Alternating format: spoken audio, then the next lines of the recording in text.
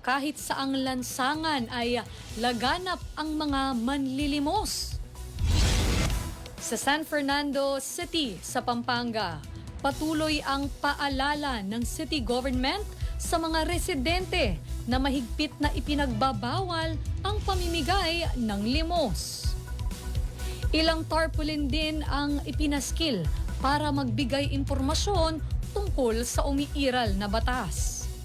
Layunin nito ang kaalaman ng publiko sa kahalagahan ng responsableng pagtulong sa kapwa.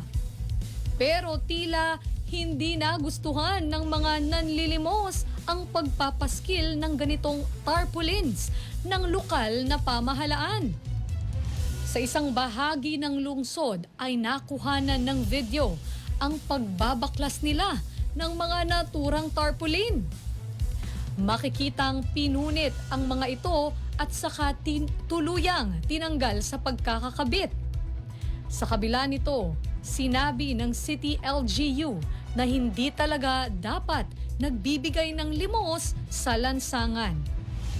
Kung nais na makatulong, ay maaaring suportahan ang mga programang nakalaan para sa mga tunay na nangangailangan.